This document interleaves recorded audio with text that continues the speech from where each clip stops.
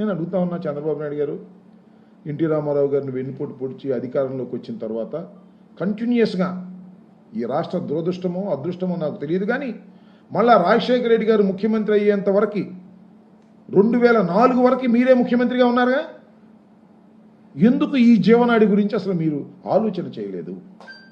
ఎందుకు దీనికి foundation stone వేసి మళ్ళీ తిరిగి పన్ను ప్రారంభించాలనే ఆలోచన మీకు ఎందుకు రాలేదు? అంజయ్య గారు 1981లో ఫౌండేషన్ వేశారు అని చెప్తున్నారు కదా, ఇన్ని సంవత్సరాలు మీరు ఈ పోలవరం గురించి ఎందుకు ఆలోచించలేదు అంటే పోలవరం గురించి మీరు చెయ్యాలనేటువంటి సంకల్పమే మీ మనసులో లేదు, మీకు ఆలోచన లేదు.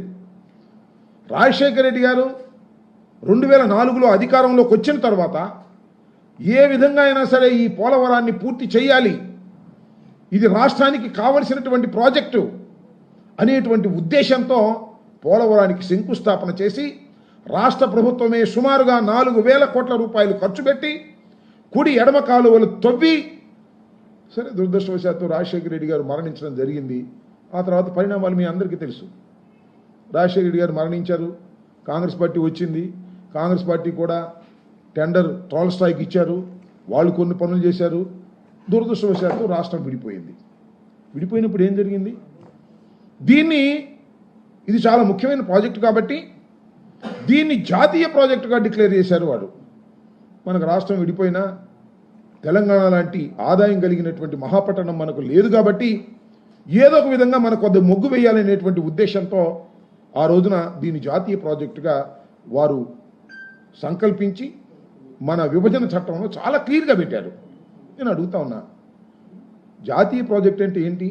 ప్రతి పైసా కూడా కేంద్ర ప్రభుత్వమే ఖర్చు పెట్టి ప్రాజెక్టును పూర్తి చేసి మనకు ఇవ్వాల్సినటువంటి ప్రాజెక్ట్. ఇది ఒక విధంగా రాష్ట్రం విడిపోయిందనే బాధలో ఉన్నా సరే ఈ పోలవరం ప్రాజెక్టునైనా రాష్ట్ర ప్రభుత్వం యొక్క పైసా ఖర్చు లేకోకుండా ఇది పూర్తి చేస్తారు అనేటువంటి భావన కలిగే విధంగా కేంద్ర ప్రభుత్వం ఆ రోజున కాంగ్రెస్ పార్టీ మనకు చేసింది. ఏం చేశారు మీరు? నేను అడుగుతా ఉన్నా. నారా చంద్రబాబు నాయుడు గారు ఎంత అద్భుతంగా, చంద్రబాబు నాయుడు గారికి వయసు పెరుగుతూ ఉంది, అనుభవం పెరుగుతూ ఉంది, నైపుణ్యం కూడా బాగా పెరుగుతూ ఉంది. నైపుణ్యం దేనిలో తెలుసా? పచ్చి అవాస్తవాలను వాస్తవంగా చెప్పేదానిలో నైపుణ్యం.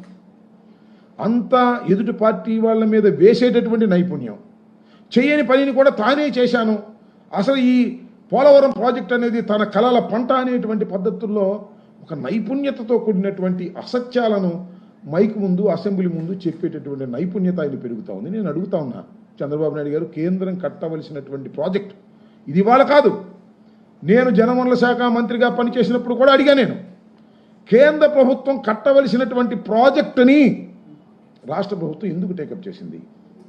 ప్రతి పైసా కూడా ల్యాండ్ ఎక్విజిషన్ దగ్గర నుంచి R&R దగ్గర నుంచి అన్ని చేసి నీటిని మన రాష్ట్రంలో ప్రవహింపచేసే విధంగా చేసి మనకి ఇవ్వాల్సినటువంటి ప్రాజెక్టుని తగుదునమ్మా అని మీరు వెళ్ళి మేం కడతాం అని మీరు తెచ్చుకున్నారు.